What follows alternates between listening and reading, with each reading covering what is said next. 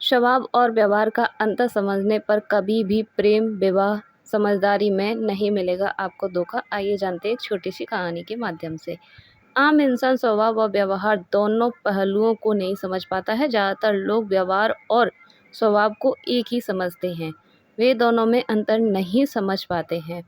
जन्म पत्री मिलान करते समय अथवा विवाह के समय वर वधू का चयन करते समय अगर व्यवहार और स्वभाव का अंतर पहले ही समझ में आ जाए तो विवाह के बाद में मनमुटाव, लड़ाई झगड़ा, कोर्ट कचहरी, तलाक आदि से भी आप बच सकते हैं और बचा भी जा सकता है।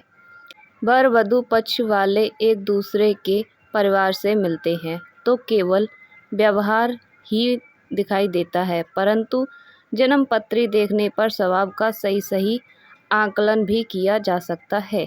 यानी व्यवहार और स्वभाव के बीच का अंतर बारीक से समझने पर प्रेम, विवाह, समझदारी, साझेदारी इत्यादि में धोखा, हानि से भी बचा जा सकता है। स्वभाव का असर आपके व्यवहार पर जरूर पड़ सकता है, अच्छा या बुरा, परंतु व्यवहार का असर आपके स्वभाव को बदलना या अंतर में लाना बहुत कठिन होता है। एक न एक दिन इंसान अपना असली स्वभाव दिखाई देता है और नकली व्यवहार धरा का धरा रह जाता है। व्यवहार कृत्रिम हो सकता है या बदला जा सकता है, परंतु स्वभाव नहीं। स्वभाव जैसा है वैसा ही रहता है। बहुत ही सरल शब्दों में एक कथानक द्वारा इसे समझाया जा सकता है। एक पंडित जी समाज में काफ़ी व्यवहारिक थे। एक दिन मंदिर जाते हुए पंडित जी को एक सांप घायल अवस्था में सड़क के किनारे पर पड़ा दिखाई दिया। पंडित जी सांप को उठाकर मंदिर की ओर चल पड़े और वहां जाकर उसकी देखभाल, मरहम पट्टी या चिकित्सा आरंभ कर देते हैं। आसपास के लोग यह दृश्य देखते हैं और पंडित जी को बोलते हैं कि ये आप क्या कर रहे हैं? ये सांप है, आपको काट लेगा, जिससे आपकी मृत्यु भी हो सकती है।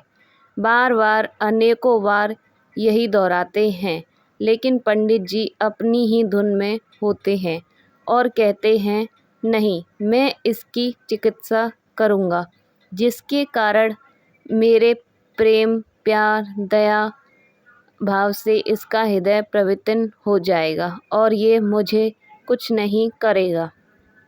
पंडित जी सांप की सेवा करते हैं, जिसके कारण सांप एक दिन पूर्ण स्वस्थ हो जाता है। एक रात को पंडित जी चिर निद्रा में होते हैं और वह सांप पंडित जी को डस लेता है, जिससे पंडित जी की मृत्यु हो जाती है। यह सांप का स्वभाव या तासीर थी जो कोई नहीं बदल सकता और ना ही बदला जा सकता है। आप चाहें उसे जितनी मर्जी दूध पिला लीजिए, अगर उसका स्वभाव काटने का है तो वो काटेगा ही। दूसरी ओर ये पंडित जी का व्यवहार था कि उन्होंने उसको पूर्ण विश्वास के साथ पाला।